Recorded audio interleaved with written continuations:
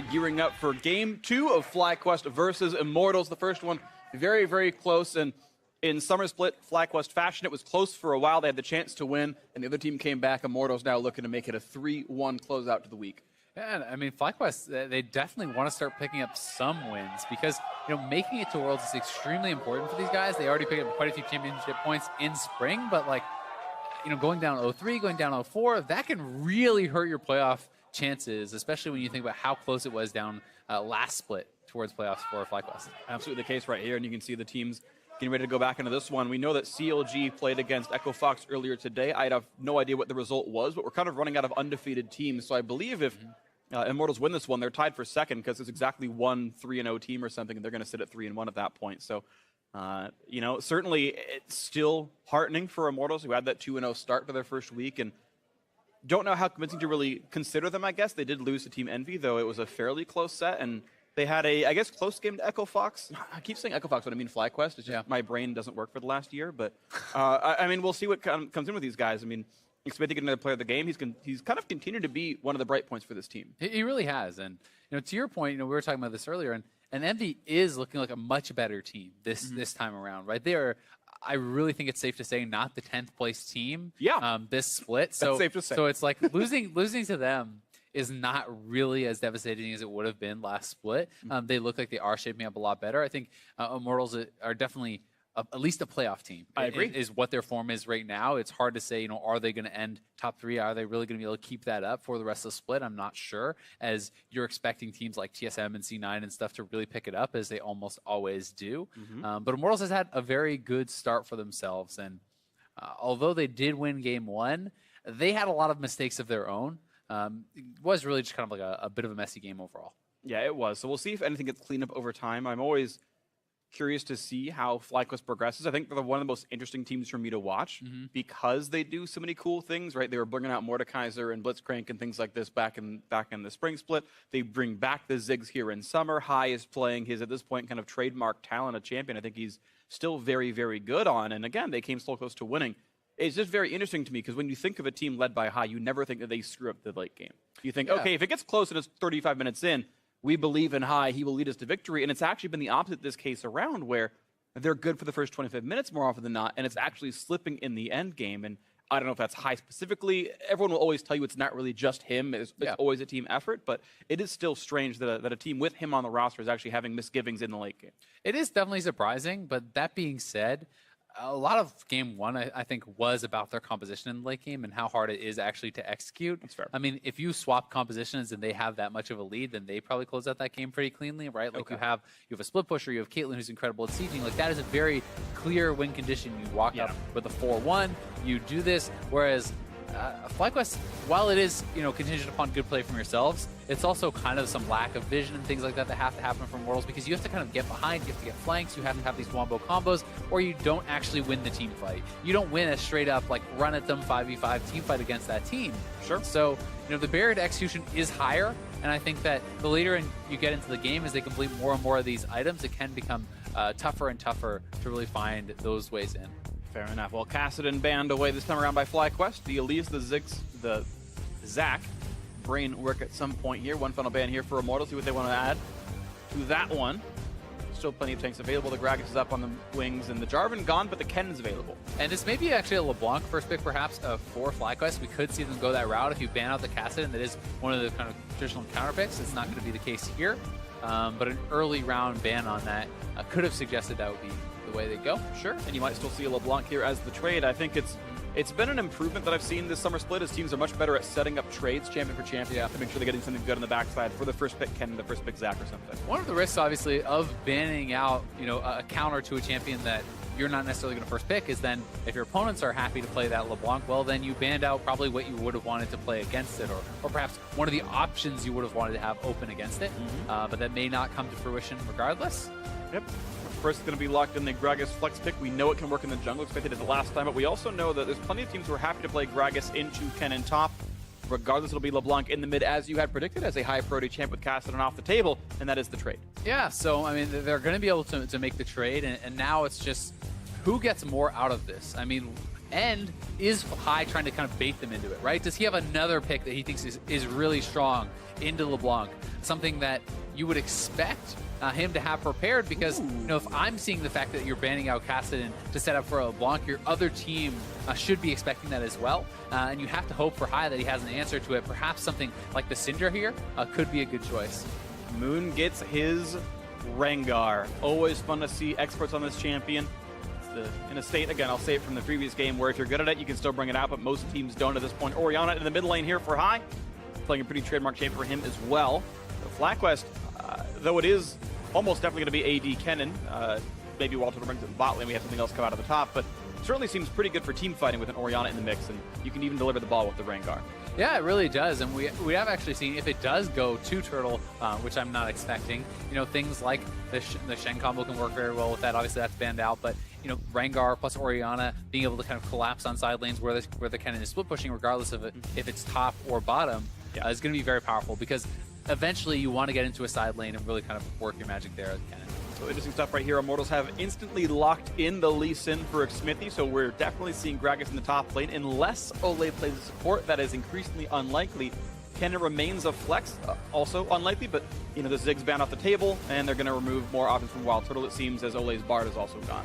It is kind of interesting to see them actually go this route, because Gragas is very tough into that Kennen. And sure, you can have very strong gank assist, you can make plays, in the team fights and stuff, but generally Flame has been a guy who it feels like more wants to play for lane, and something like a Jace being available is a pretty good matchup into the Kennen. You can kind of answer and sometimes get advantages in that side lane, but they're going to be looking more for the team play, and they do have some answers for later against the Kennen. Someone like LeBlanc can go a Gunblade Lichbane and try to split push against him, that sort of thing. Sure. Yeah, one of the kind of picks I like seeing was Someday played Lucian top into it, and actually this exact player, and it worked well for him, but not the case here. Karma gonna be grabbed for the support role here for Ole, and with all the support bans coming through, Zyra, Thresh, Bard all off the table, Karma's next up on the list.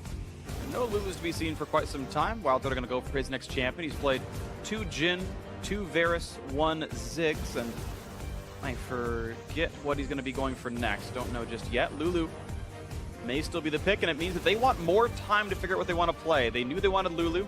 That'll get locked in. They still think, okay, still what do we want to play in this bot lane here? Will it be more CC? Will I go back to the champion to play before, or will they go for something different? It's certainly, they've set themselves up for the ability to go for hypercarry here if they want to go that route. You certainly do have a lot of protection, but Ashe does work well with the initiation here. If you can hit an Ashe arrow, follow that up with the Rengar Orianna ball combo. Lulu also powering up the Rengar. You can ultimate him as soon as he jumps in. You have double speed ups there too. That can be very powerful initiation. Xayah is a pretty nice choice, because Xayah is one of the best AD carries at actually absorbing those sorts of initiation. If you're on point with the ultimate, you can use it to reactively dodge the Ashe arrow, the Orianna ultimate, things like this. Or a Rengar diving on you. Or a Rengar diving on you. And these sorts of things really can turn around fights big time. Yeah, a lot of big things out of that one. The only thing it doesn't do very well is dodge out from Kennen, because the Maelstrom stays alive and you'll get stunned when you land. But otherwise, you're right. Positive interactions down the line. Cody-san, I think it's a good pick based on the enemy composition, and we'll see what he can get out of this one.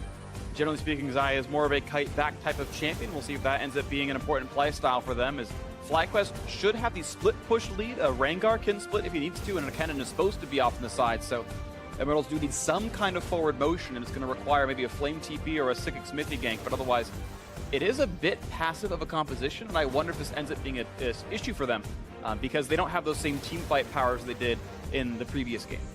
Yeah, they don't, but at the same time, I mean, there is explosive initiation with Lee Sin, kicks and Gragas ultimates like Body Slam Flash. You have Lee Sin, Warthog Kick Flash. These sorts of things are ways in, and you do have some follow-up with that. If you can actually knock someone into a Xayah route, that's a way that you can get kills, things like that. You also can spread out the map and have Cobalt are looking to split push. I'm not sure if they're going to go that route, but I think that they are a team that's going to have to make some plays, because if you play too passively against Orianna, Ashe, Lulu, Kennen allowing to get that split push priority, I think that Immortals is going to lose this one. So they want to be able to put focus, keep Kennen down, don't allow him to bully around Flame, and then try to make some plays here.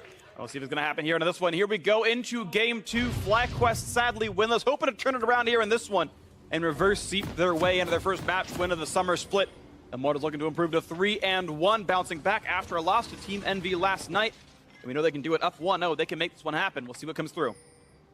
This time, both bot laners going to be starting with that Doran shield. Obviously not on the Caitlyn, so perhaps a little bit nervous about playing with the Doran's Blade this time. And I think it does make a lot of sense, you know, on both sides. Karma can poke out the Ashe pretty heavily, and Xayah should be theoretically kind of pushed in and bullied a little bit by an Ashe in the early lane. Exactly. And to be clear, this item is, I think, inarguably overpowered. So if it's even close as a lane matchup, you want to go for the Doran's shield. It's only when you're unquestionably going to win the matchup that you go for the air quotes weaker item, because you can go for slightly greedier opening here in this one. Because so, it's more stronger offensively. Right, exactly. It's like a Caitlyn shouldn't almost ever need a Doran's shield unless you're literally facing Karma Ziggs, in which case, okay, he probably should have gone Doran's shield, and he might have regretted that, even though they did end up winning the game. Now we are into this one here, 1-0 for Immortals, minions spawning in 10 seconds, and nothing too crazy has happened in the early game. The only thing I would point out is kind of the corrupting potion here for Pobelter, which I think is somewhat atypical. Not completely used to seeing that. You know, as a start, very often you do see people actually going simply for the Doran's Ring, and they're trying to set up this invade. They do get the ward down the Raptors pit, so that's going to give them some information on where Smithy's going to start. Though I'm not sure he actually is going to start Raptors anyway, because Gragas is not coming to leash for him, and Lee Sin starting Raptors without a leash is just awful. Yeah, it is pretty rough. Looks like it's going to be a red solo for Smithy. He can do Raptors afterwards and come down to the bottom side of the map. And all they know is that he didn't start Raptors because they've spawned and nothing's happened. That was in vision of FlyQuest otherwise. Moon getting his solo run throughout his attempt at the Raptor pit himself. He's actually going Storm Raiders on Rengar, which is a little atypical. I see Thunderlords more often usually, but he will have the extra movement speed now in a fight. Well, I do agree. You know, traditionally it has been somewhat atypical. We're seeing more and more of movement over to Storm Raiders, you know, especially in Korea and regions like that. You know, with even champions like Kha'Zix really going heavily on Storm Raiders. People are starting to value it more for the late game and mid game power that it does have. Even though Thunderlords is kind of stronger at getting that initial kill and bursting someone down and perhaps getting you snowballing, if you can do it anyway without it, you're incredibly strong in late game fights and you have a way in and out. Yep, absolutely the case. And I do think it is very good as well. Just interesting to see that movement over time. Nice little trade by Pobelter. Corrupting Potion on is some trade damage, but High gets his own Thunderlords triggered. That's always very important when you talk about Thunderlords. Mid laners still seem to run it all the time, or almost always, and making sure you get that third hit off is pretty important as far as trading is concerned. Yeah, it's extremely important because it has a fairly long cooldown, so you want to be triggering that as frequently as possible. Also for Pobelter, if you're going to go that Corrupting Potion start, you kind of have to play somewhat aggressively and look to trade with that Corrupting Potion, because the burn from the active is very important in kind of the value of the item. Right, it's like arguably the same total mana as a Doran's Ring. It's more total health of regeneration, and then competing with the 15 AP with the burn damage, it can be more damage as well. We have to see based on how you play it. Wandered through mid lane there. That was bizarre, because I believe he was actually spotted by the minions. There's no reason to reveal yourself by doing that. He can simply queue over the wall from behind the turret, so that was pretty weird. And He's dead! Tick! Tick! One more! Pobelter's gone! First blood to High. Amazingly well played. Very well done, and the fact that he knows where Smithy is kind of allows him to do that there too, because Smithy could have been in a side wave, but he knew. He went over the wall to the Raptors, so High makes the aggressive play, gets first blood. That was really nicely done. Pobelter had traded out his health bar too much. He had gone through his Corrupting Potion stacks, all 300 health of it, and came out the worst for the wear at the end of it all. Nicely played by High, just flash QW Ignite. This is very, very well done. I mean, Pobelter is having the wave push against him, so he wants to get it up to the turret. That's the biggest thing there. He wants to fully shove in the wave so it doesn't get frozen against him and he doesn't lose out on the experience, but ends up going very bad and High. And getting that solo kill. Really nicely done by him. He had gone equal and an arguably bad matchup talent to Ahri, and now getting the first blood solo kill in the mid lane, running Ignite and doing well with it. Pobelter, of course, can TP back to lane with his new Dark Seal, and he can stay afloat from there. High had to make the walk, but he's got a lost chapter, and it's going to feel pretty good for him. It's one of the interesting things, like kind of the dichotomy of, you know, which summoner spells have advantage over the others in mid lane. And, you know, I tend to think that, you know, Ignite into super passive summoner, aka like TP, you can have the advantage there because you can maybe, you know, force your will upon them. But if your opponent is, say, playing with heal on Orianna and you have TP, then I think that is definitely advantageous to the person with TP because you're Right. not going to be able to get pushed out, you're not going to be able to get bullied, and now you have more lane priority. But Pobelter going this was risky, didn't have a combat summoner, gets punished for it, but obviously trying to prioritize split push pressure and side lane advantage later in the game. Flame just gave away. Smithy was there. Still going to be a couple hundred damage right there. Not going to find a stun quite yet, but you saw Flame actually had walked briefly through the minion wave for a second, expecting Smithy to maybe try to go for the gank because of how far up Balls was pushed. And then Balls, once he actually is pushing to his turret, goes for the ward and takes a bit of damage. And now Moon going to steal away this Gromp. And although he did get a little bit of a chunk on it, it's sometimes not actually worthwhile because Balls does have that Doran shield. He's going to want to base relatively soon anyway. He's not under threat from Smithy whatsoever. So revealing yourself again their second time for Smithy means another advantage for the other team. Moon's able to go and take away that Gromp, and I'm not sure that it was really worthwhile. And Balls up 12 CS in this matchup, though. Well played.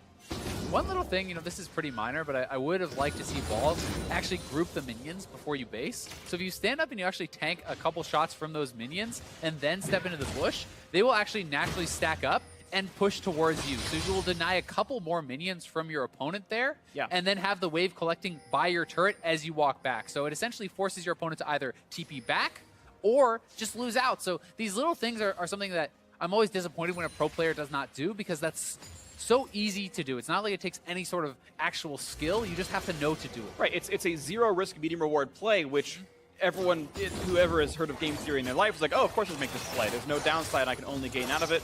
So unfortunately not laid there by Balls, but he's at least won the landing phase, has Vamp Scepter, has a dagger. We'll see what he can get from this one. Triple Thorn's Ring for Flame should mean better push priority, but we'll see how the trades go. Yeah, by no means is it like, oh god, he's screwed now, but it certainly is something where he could have got, you know, a couple more CS advantage. A couple more CS can really make a big difference, and experience as well is kind of king in top lane. Oftentimes, especially in these tank matchups, you know you're going to fall behind in gold, but you're trying to stay even in experience, because the amount of stats and the amount of power you get from those level ups are so big. So you really don't want to miss out on that, and that is why freezes and lane manipulation is so ridiculously important in top lane, and it's why it's a lane that I think requires a lot of knowledge about that to be successful. Well, 2-on-2. It's Balls who should have first, but his Flame is around, so here comes the fight. This one's going to jump into this one. Big slice of Maelstrom is across. Good damage up with there, and Moon forced the guy back. Pobelter also joining in first. They know all three are here. This could be risky, though. Looks like High is coming around from the side, and they're not going to find a fight just yet. But they are just buying some more time. And now that High has pushed us in, they're actually gaining an advantage in the mid lane, because that full wave is being denied, and then the wave will push away from Pobelter. So, you know, now that he has come over there, it's not too bad. But the initial start of that was pretty risky, seeing as Pobelter was going to be able to make the roam first. They hadn't been fully pushed in, and that's why Moon is going to have to blow that ultimate to get out. That's the case, so Pobelter lost an entire wave, plus the 2 melees on the next one. That was the punishment he took for roaming in first as High shoved in. You can see the minions, though, still close to equal thanks to Pobelter's TP. Quick blue buff transfer. Moon doing his job properly, and there we go. Pick up for High, 100 gold to him. And they're going to continue on pretty happily in this mid lane right here. Overall gold-wise, of course, 600 lead for FlyQuest. First blood will be that for you. 400 for the kill with no assist, 200 from farm otherwise. Top landing a big portion of that one. Fight in the bot side, no root yet for Wild Turtle. Kites back on towards the feathers, but of course, Jordan been pulled back, so no longer any risk of running downwards. Ole is still poking, and overall, it is a lane lead for the Immortals squad. The priority on Karma seems to be paying off. They've got the lead in the 2-on-2. They also got a very good buy for Cody's. Oh, yeah. Being able to get that BF sword on your first back is so nice, and it's often something that is not really that realistic in these 2v2 lanes. You can't always get the bot timings to line up for that. So having a BF sword against the recurve bow is going to give the combat power advantage heavily, I feel, over Cody's Summer. The case right here. I'm actually a little bit surprised as well that Wild Turtle went for Recurve Bow and not Vamp Scepter, because I don't think he's going like BF Sword Hurricane. I think it's going to be a Ruin King build, and if you're the losing lane getting poked by a Karma, why not go Lifesteal? I'm just a little surprised by it, but I guess the thought process here is simply that he can survive without it, right? If you feel like you have enough kind of staying power with just that Doran shield and perhaps some mastery, lifesteal, that kind of thing, then you would be confident that you don't actually need to go that. In that case, Recurve Bow is a higher DPS item. Yeah, and I do want to correct myself. Recurve Bow no longer builds into Hurricane, so it has to pretty much be Ruin King at this point. Old habits die hard with that one, but there we go. Vampire picked up regardless, and you're right. To be fair, he was full HP the entire time. Didn't seem to be too bad for him, so I guess it's a whatever. He's got both items now either way, and back to the lanes they go. But those are some of the interesting choices in lane, right? And there's not always one right choice. It comes down to not only which item is kind of like mathematically the best, but it's playstyle. How are you going to utilize it? Will you play more aggressively now because you have that lifesteal and can gain an advantage there? So there's so many different ways to look at itemization and the advantages that you can gain from both correct itemization and the correct playing of. Absolutely, stuns coming across. Nice! Cast well-timed flame. Gets rid of movement, still rooted up. The flash follow is there. The kill comes into the top lane. Despite his best efforts, flame goes down. All right, I maybe got a little bit too excited for that ult, but that was actually really well played by Flame. I have never actually seen that. The predictive self-ultimate from Gragas to knock Moon out of that jump. Unfortunately for them, not only does he go down, Pobelter TP's top. They're going to maybe even lose this turret. Looks like they won't, but losing another minion wave or minion wave and a half and a lot of turret damage. High's going to get rooted up. Flashes the wall. He's afraid of getting chased, and the shockwave means nothing as well, but he knew Xmithie was coming around. And it's out of that just being way too safe. It's the right call there. High is able to get out, but here's the initial play. And this is why, you know, you really don't want to body slam forward aggressively like this in lane. It's really your only way to escape. And that was a beautiful self-ultimate, but because the body slam was down, Moon is able to land that nice empowered bola and not really able to get anything done with that. And, you know, this is one of the things that you have to know about playing into the Kennen. So if this is a matchup where you can actually poke the person down, I'm fine with you body slamming forward. But when you're playing against someone who already has a Vamp Scepter, who you're never actually going to be able to play solo kill, and a Doran Shield, so it's like he's going to be able to heal up this poke anyway off of the next minion wave. So why are you really body slamming forward and trying to get that poke down on him? Yeah. You should always be holding on to it for defense, either a defensive option or an all-in. Those are only two uses of it that are acceptable, really. And Xmithie was nowhere nearby. There was zero chance it turns into a kill, so I think you're right that it's zero reward, medium risk, and it turned out to be the exact opposite, so unlucky. It feels bad to play lanes like that, where you essentially have to accept that you do not get to play offensive ever. As Pobelter's looking for a kill on high. Remember, he has no flash. Short on the mid lane. Yeah, plenty of reach there. The kick to the side lane's the Q. Pobelter getting the kill credit as best as it could have been. Flame tried to roam, landed nothing, but at least the effort was there, and one kill finally on the board for Immortals, hope to come back.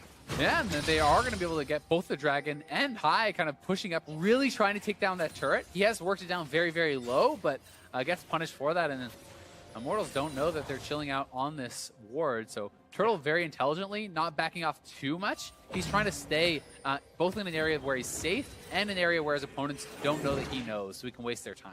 Absolutely the case. Ward times out in the brush. Ball's getting away from Xmithie's Q, but by seeing the skill shot, knows that Lee Sin is around, and Ballsy's smart enough to play more defensively, knowing Lee Sin's top side. It also allows Wild Turtle elimination to play with a bit more abandon. There is no Lee Sin near them.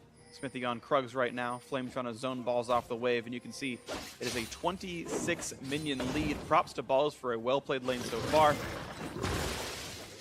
Forcing recalls, doing a good job with farm, and getting that kill thanks to Moon's gank.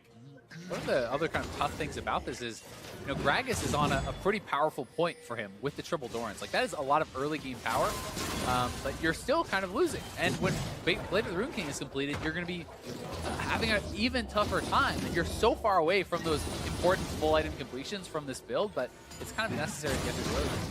A little chunk out there from High, but just kind of pushing Pobelter away. Elimination still backfilling the mid lane. They're leaving Turtle a bit alone, but that means he's now in a bit of a weird fight as he doesn't land the arrow onto Ole, who flashes sideways a bit to not get landed. Mid lane still under fire. They're trying to give the gold to High. 2 more shots, and there it goes. 375 to him. So all that pressure from High finally paying off because of the convergence from FlyQuest, but you have to think that Turtle should have been able to hit that ultimate. There actually was a ward over the wall. So if he had a little bit of patience, he could have actually seen where his opponent had flashed to and then shot the ultimate, but he instantly shot it out where he thought he was going to flash to, even though he had vision. All right, so maybe a mistake right there by Wild Turtle, but all said and done. It's still an advantage for the squad. Immortals, though, do nicely again their bot lane, and credit to them roaming out to say, well, we're going to lose bot soon enough. Let's make sure top falls first, or mid falls first, and it means that the 350 bonus gold for first turret goes the way of FlyQuest, but the bot still does fall, which is credit to the Immortals duo in their laning phase. It's a pretty interesting build, actually, from Kony-san here, too. I haven't really been seeing any IE first. Seen a couple. On Xayah. Like, it's rare, but I've seen a couple. Yeah, generally, I've been seeing mostly Essence Reaver. And I have been seeing when people go Fervor, sometimes just Blade of the Rune King. Generally, the 2 combinations I've been seeing most is Essence Reaver plus Warlords or Blade of the Rune King plus Fervor. But here he's going to go Fervor and IE, which is going to be very high DPS. Yeah. You're just not going to necessarily be able to kind of like keep up your spam of abilities because you do run out of mana. Yeah, so it's mana and cooldown gating, absolutely, because he's probably going to go double Zeal item from here. And what's nice is if you're a double Zeal user, you only have the one attack damage item, which means you actually want the Fervor attack damage to keep your multiplicative scaling going because you're sitting on just the IE, and you're playing TP the bot lane, and there's nowhere for Turtle to go. He's very much alone on this one, doesn't get rooted up, tries to do it with Cody's son, doesn't quite have the damage, and now he's got to run away towards the turret.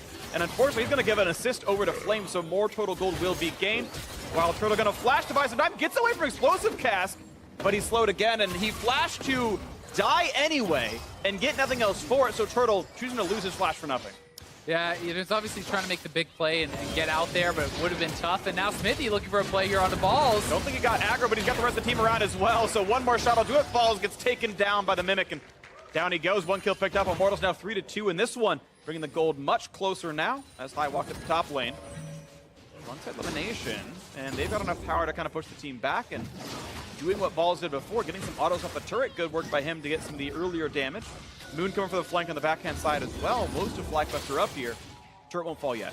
They is spotted out, but Immortals should be able to hold on to this turret, and Codyson was able to shove the wave in all the way, so kind of extending his minion advantage. Smithy needs to move up and try to help give us out if they are going to try.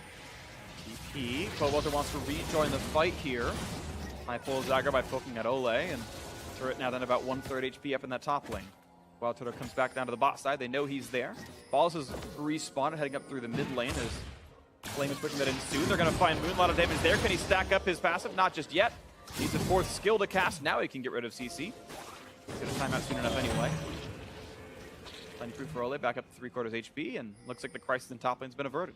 Worth pointing out that Pobelter did go into Gunblade here too, so that is more of kind of like split pushy build. You can go Gunblade straight into like Loops or whatever, or something like that, but a lot of times you will see Gunblade plus Lichbane because that is very, very strong for split pushing, and that may be their eventual answer for Balls. You take TP on Pobelter, and you go that sort of build, and you hope to match up there. Interesting situation on the map right now I want to point out. Both TPs for Immortals are down, but Balls TP is up right now. So generally speaking, FlyQuest should own the map in terms of split pushing and playing for an objective. So what's interesting is this Mountain Drake's coming up in 30 seconds. Immortals shouldn't really have any rights to it because someone's got to be top lane at some point. But FlyQuest aren't playing in a way where Balls can TP down from top lane. They're just all kind of matching lanes, and they're not using the fact that they have rights to this Drake. Yeah, and I think a lot of that is to do with the fact that FlyQuest doesn't have any vision around that area. So they're not feeling confident to actually, I think, move forward and try to establish that. They're trying to move the pressure up to the top side. Maybe even if your opponents go for that dragon, you could look to trade Rift Herald. And if that's a trade that you're willing to make, that's okay. But it's hard for Balls right now because there's not much information for him on where the enemy team is. So he's not shoving it up. He's not really pressuring turrets. And that's when you kind of get the most out of your TP. When your opponent has to answer at the turret, then you can back off, TP away, and get something done somewhere else. Yep, we'll see if they can make that one happen then as the lanes have been matched up. That's a complete mirror here. Balls versus Flame in this side of the map. 40 minion lead for Balls plus that kill. He is certainly ahead right here. Flame just stacking raw armor and not buying health, which to be fair is actually really good scaling against the Blade of the Ruin King. It doesn't do anything when you don't buy any HP. It is pretty nice for that one matchup, but the only scary part and one of the... Oh, we're going to see an engage here in mid lane, but... So, yeah, Moon not going to find the target just yet. The one thing that's very risky about it is you're going up against an Orianna who actually has a lot of magic damage. Yeah. And as a frontliner, you're building no health and you have no MR. Yep. And that means you get shredded by any consistent damage mage. Well, Moon in the 1v2 going to land the root. He's got Balls nearby. I guess now a 3v2 at this point. At half HP cutting away. Root's going to land stun as well, and they have chunked out Flame. And magic damage certainly can be viable. High could nearly kill him with just a shockwave at that point, with the rest of the combo coming through, I suppose. Both are around the horn. Gonna look for a bit of damage right there. Half HP. Shockwave gonna find him, and Smithy choosing to not go in. No damage yet from Ole. That turtle is actually staying top lane, so the Ashe is going to look to try to pressure this turret, take that down. But Codyson is already mid lane. He has that turret even lower, and Immortals are starting up the dragon. Right, these two bot lane marksmen kind of a lone 1v0 push, and Codyson's going to go back to the top lane, but that does give enough time for this kill to come through. Now Balls in a bit of a pickle right here, 1v2. CC landing for Flame, going to land the slow, but they're going to flash to land the spells, and that'll be enough damage, making sure it comes through. So bot lane kill comes in, and now Codyson 1v1. Turtle flashes the arrow. Does he have the damage? Turtle's got to get away from the roots. He's continuing to flash the kite away. Storm's not going to land, but finally gets the last little bit of damage. Now Moon on the re-engage. Ulti comes in, just the dive from the river, I should say. Not an ult at all. Gets the kill picked up as a trade. Yeah, not too bad, because he did get the turret first, and it's actually, you know, Summoner out of Cody's Sun there too, so they get the trade kill. Theirs has an assist behind now, was sitting on a ward. Doesn't have to get out. Close things right there. So second Bone Tooth necklace stack in for Moon. He got one off Flame, and now he's got one off Cody's Sun. 3 more to add to the trophy collection. We can watch this fight again. And this flash, so nice from Cody's Sun, flashing over the arrow there from Wild Turtle. Not going to be able to get stunned up, and Turtle doesn't have mana, and without that arrow hitting, really doesn't have much of a chance to win that 1v1. So Moon able to come in, clean up, and smart by Turtle to kite down towards the river where his Rengar is coming. So many smart plays, kiting both towards his minions for minion damage, and as you mentioned, towards the river because Moon was just there to leap. If you're going to die, that is the best way to die. Go up and assist, give a Bone Tooth stuck over to Moon. Honestly, as best it could have been for him, because that turret kill, super worth it as well. And the fact that Moon didn't have his ultimate up at that time, you know, he wouldn't have actually been able to get the kill had he not had access to that bush jump. There would have been no way to actually catch up to Cody. Really nice stuff right there, and now we can see how the lanes are set again. 2 turrets apiece. Looks like bot lane had fallen significantly. I guess we kind of missed that underneath the replay, but bot lane Tier 2 fell in favor of Immortals after that kill on balls from before. So they'd actually made quite a bit of pressure happen. This game equal in gold right now. Yeah, Pobelter and Flame were able to push that one out, take down a turret there, and Immortals was able to get some pretty good vision in the red side jungle from FlyQuest, and they have, I think, it's fair to say, been doing a better job with vision in general. Smithy and Ole have been moving around the map a lot, and you can see that their vision is just like so much deeper. They have more of it. FlyQuest, the map is so dark from them. Find what they can. Smithy going to kite back. It's slowed down by Loot a little bit. Now it's going to try to find a wall to jump through, and it can only go for the flash, and that's a stun. Cody's Sun did not dodge much of that one. Here comes a leap, and Cody's done. Sayonara, he's gone. And Moon says goodnight to him. 1 out. That's got to be so frustrating for Cody's Sun. His ultimate just came up as he died. It was about a second away there, and if he had an Essence Reaver, he would have had the CDR. The pros and cons of a higher damage build versus a higher utility build. In this case, by 2 seconds, gets punished for something. And as you said, it's all subjective. This was one of the cases here. Now mid lane under fire. FlyQuest wants to take a bit more down with this. Mid lane down to 2/3 already. Slow into Ole. High shields, kites back. Pobelter. Polymorph out he goes. And here comes the attempt, and it's going to be a knockup onto Smithy. Look at the damage they've got right there. The trade into high, they're going to pick him off. Elimination nearly gone as well. Explosive Cask only brings in Wild Turtle. Flame missed his target, and Balls comes in for one. He's going to find a second. And Flame with a flash back away. It could have been a better fight for Immortal, but the skill shots did not land. Pobelter not going to manage to chase one more shot. Turtle could almost kill him, but his flash is down. You know he would have tried if he had the option to. And the engagement, they're going to almost find Balls. Not quite picking him off on that one, though. Out he goes, just barely surviving. Good shields at elimination. Immortals keep the turret alive. And Cody's Sun not able to get Balls. Would have loved to get that kill. Pick up double buffs for himself.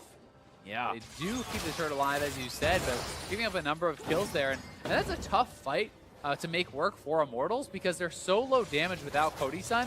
You know, Flame and Smithy are not really putting out a massive amount of DPS at this point, so it's a very low DPS composition if this 80s carry ever goes down. Here's the fight again. Smithy looking to make the play as they had Gragas flanking in, but if you can't get the turtle, you're never really going to be able to win that fight. And they were able to knock him in, but Pobelter was already zoned out, and that's really the only follow-up damage available. And then he flashes out to that point. And just barely the rest of them kite away on this one. So game, again, back to almost the same. 300 gold separates, and the Mountain Drakes only matter if you're attacking turrets and attacking a Baron Nash or something. Now, to be fair, that did happen. Cody's unable to knock down the mid outer turret finally as a result of those Mountain Drakes. I think he wouldn't have quite had the damage otherwise, but now here comes the attempt of Immortals, which will take a lot down this one. Yeah, Balls far away on the bottom side of the map. 4v5 for this one. Arrow's going to land the stun into Ole, putting damage on Karma. Barrett helps, and High gets the kill. It's a bit of a 4v1 on that. And Moon forces to kite back, but heals back up. Shotgun gets double kill for High. Looking for the third. It's going to be picked up here by Moon, finding a bit more. And Flame's got nowhere to go. The red buff is on. That's the kill coming through.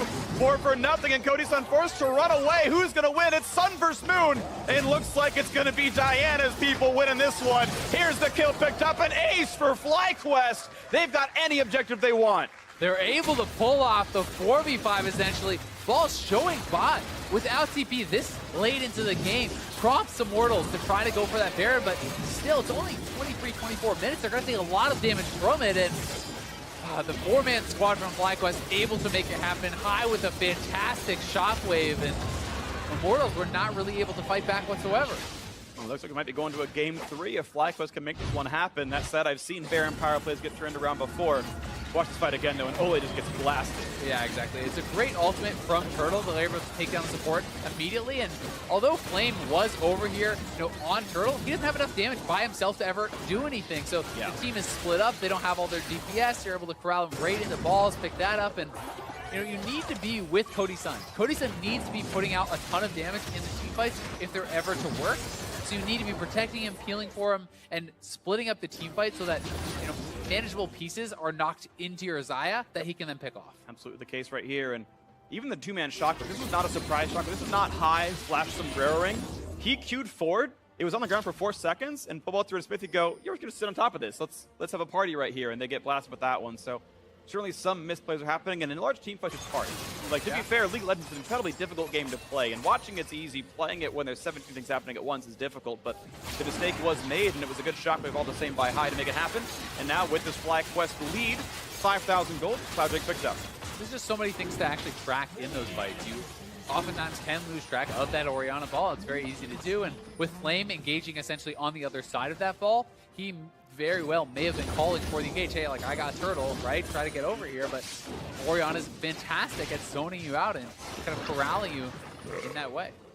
And I like this. Ball's still doing very well for himself in the 1v1.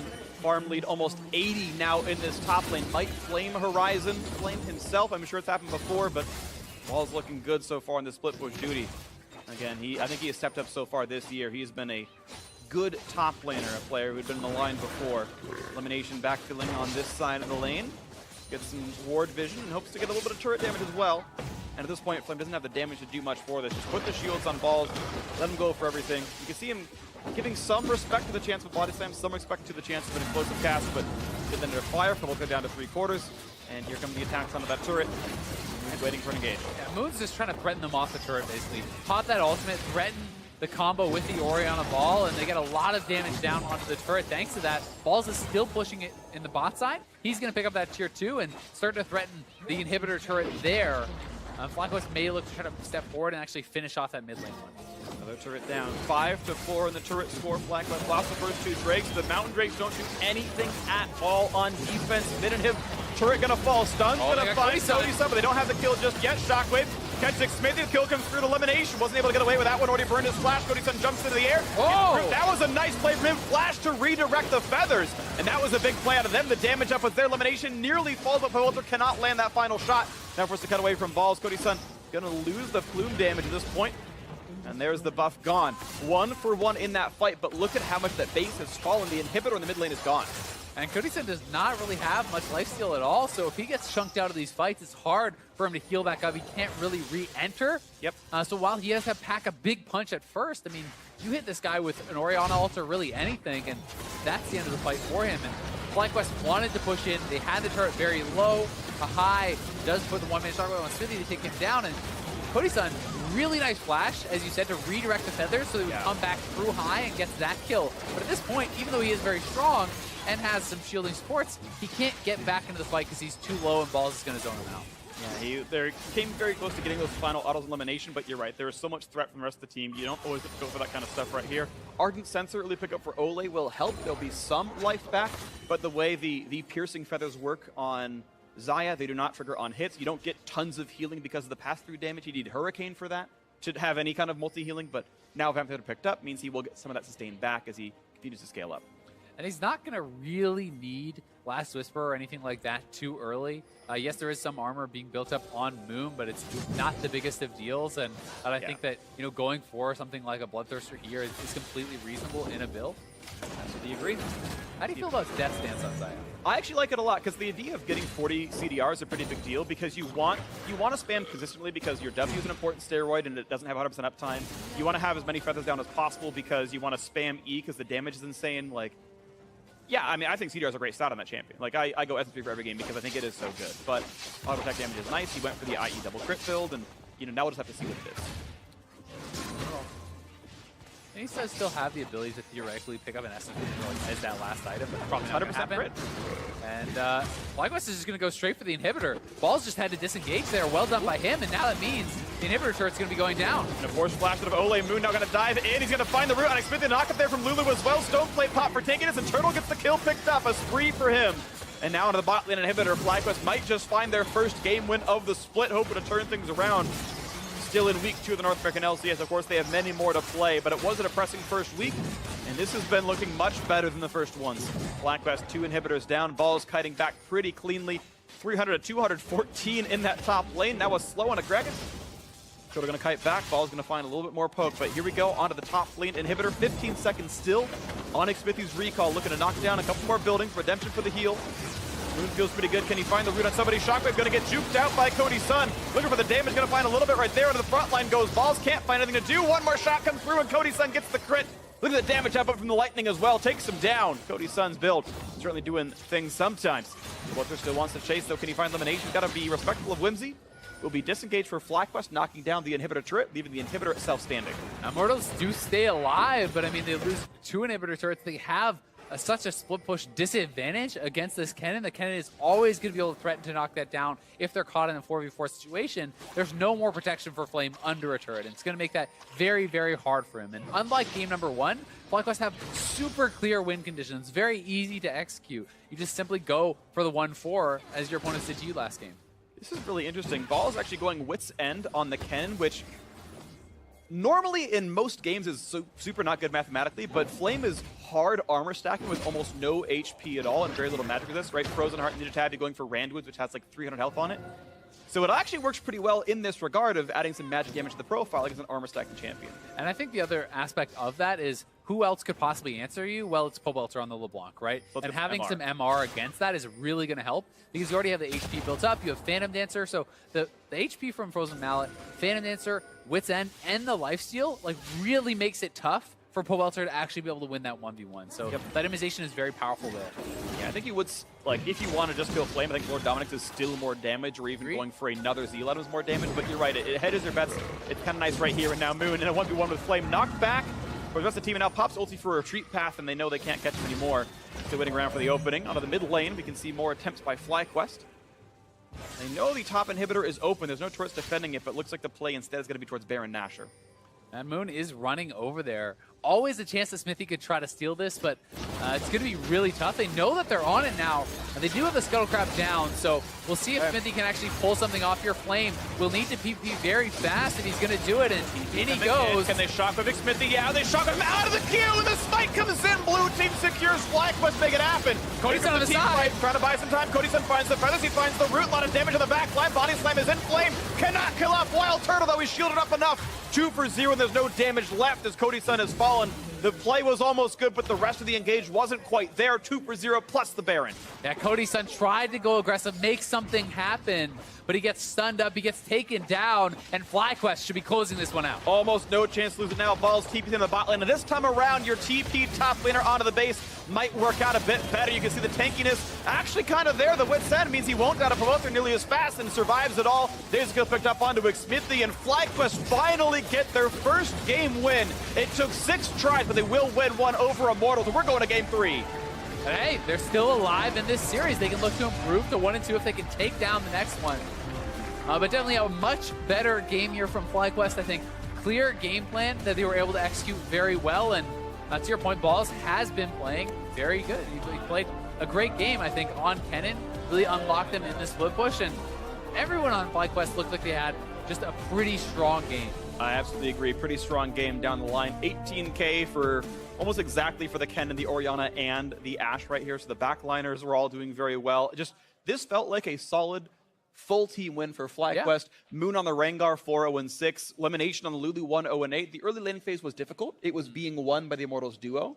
They finally stepped back up in their 2-on-2, but this felt like a solid FlyQuest as a team win where they made a lot of good choices and they outplayed their opponents. And they did. And I think that, Immortals, drafted themselves into a position where they would have to be able to pull off these team fights very well, because Kennen is naturally going to be pressuring, going to be winning in those side lanes. That's just going to happen against the Gragas. So they never really were able to be on the same page. It never felt like there was a time where Flame was engaging and knocking someone into his team that they could get a kill on. It always felt like he was a bit off on his own. You know, sure, he hits an ult on a carry, but his team is nowhere near. You know, it never felt like it all came together. And for Cody-san as well, like, I thought he had a strong early game. He had, you know, the pieces in place to perhaps carry this game, like a massive amount of farm. He had a ton of gold by the end of the game, but most damage in the game as well, but just not the supporting cast. Not the supporting cast, but also I felt like his ultimates were not really on point. It felt like he was not able to avoid the critical CC in any of the team fights with his ultimate, which I think is a massive part of that fight. You're absolutely right. If he is able to, you know, ultimate in that Baron team fight, the initial stun, then he has this QSS for the Kennen stun. Like, maybe he actually turns that around, right? And I think he was very close, but didn't pull it off quite well enough. Right, and to kind of add some context, right? Like, you can be a good Lee Sin player, but if you never land the ultimates, you never quite did your whole thing right there. And there is a execution requirement to be really, really good on certain champions. And you're right, like, missing those ultimates, a big deal for him. We do have a replay to show up. It's that final Baron fight that was just a nice shot call and a well-timed shockwave to Topic Smithy. Yeah, the shockwave from high was beautiful. They kind of put them into this position where they have to try to go for it. He's trying to take the Q, but he gets pulled back out of it. Pobelter goes in. Now watch Cody-san on the bottom side. Ole probably should be with him. He's getting so much initial damage, but does not actually ultimate the Wild Turtle stun there. So then he does not have his QSS for right now when he gets actually stunned up. He can't avoid that. And you know, these guys were legitimately, a couple of them were 1 or 2 autos away, you know, 1 or 2 crits away from getting taken down. And had the team moved down and supported him, and had he been able to reactively ult that Ash Arrow, which admittedly is very hard. Yeah, it's real short range. It's really hard to do, but that's one of the things that if you're going to play a champion like that and your strength is using the ultimate to avoid CC, you must be able to pull it off, or you're not really utilizing the champion to its fullest. Yeah, I agree with you. So unfortunately, some misplays out of the team, but a well-deserved win for FlyQuest, finally getting one on the board. So now for a deeper dive on that FlyQuest win, let's hand it off to the analysts. And Riv.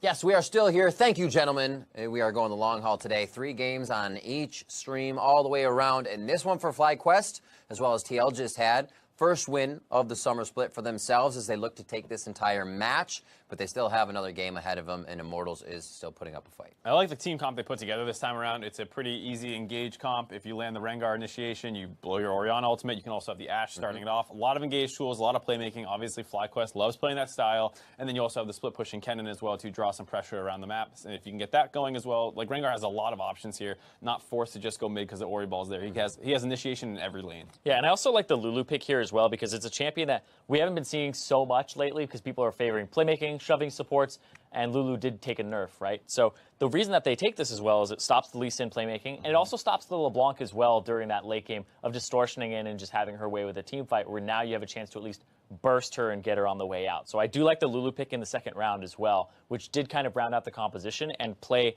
in against what Immortals were trying to do.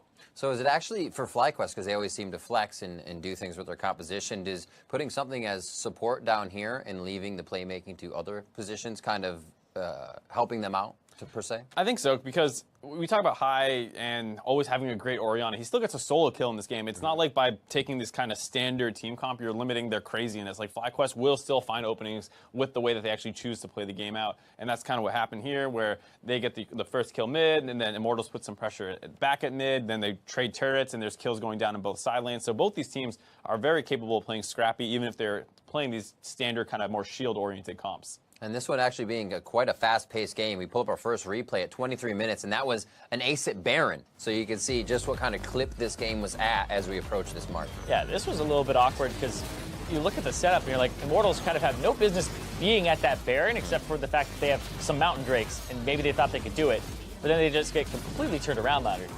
Disgusting Orianna play. Yeah, I mean, like, Kennen had no TP. Maybe you think he's far enough away to not get involved in the fight, but if your only advantage in this game currently is basically we have Mountain Dragons and hope they don't react fast enough, they weren't even, like, in the pit trying to avoid it. They were still fronting it, you know, trying to pick that fight, and they just get blown up. Ace, the game completely explodes there. You see even game essentially to 5,000 Guess where gold. this happened. Yeah. I wonder where they made their bad decision. Yeah, and it's just a strange one because there wasn't really any motivator behind it, like we said. It's like they didn't have to do Baron there. Nothing really said you can do Baron at this point. And then even the way that they played that out, it looked like the team once again got split, saying, all right, it's time to turn, or we should actually finish the Baron. And it looked like that 50-50 where everybody was kind of all over the place. They were under like a little bit of pressure because Kennen versus Gragas, of course, the Kennen's going to push you in, and maybe you're scared about the Ori, Rengar, Ashe scaling. But at the same time, you don't throw the game on the hunch that you're going to get out-scaled potentially. Yeah, but you do have like the LeBlanc at that point to maybe answer the Kennen. So you have like other options and like double teleport, right? So I feel like you could leverage the double teleport and make cross-map plays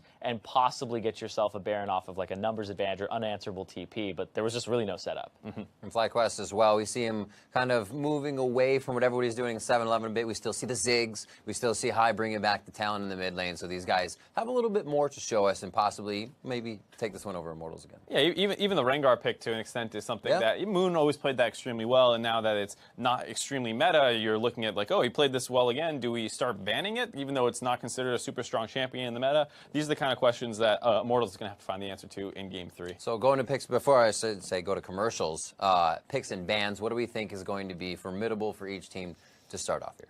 I mean, I like whenever I see Gragas for Smithy. I don't think he had the best game personally, but I like generally for that pick and what he's able to provide for the team. I want to see more of that. And then I'm not sure about Pobolter because he's been hot and cold over the first 2 weeks. Yeah, I feel like Immortals will once again pick up the Rengar and Orianna bans for themselves that they had on blue side previously. I think those did them a lot of justice, and they were able to kind of show that if you can hide behind this Orianna safe laning phase, get you out from under that, and what like we talked about, High and Moon together with those two champions is just something that you really don't want to play against at any point. High and Moon, always a good combination. So the teams are all tied up. Meet us back here for Game 3 to see if Immortals or FlyQuest walk away with the match win.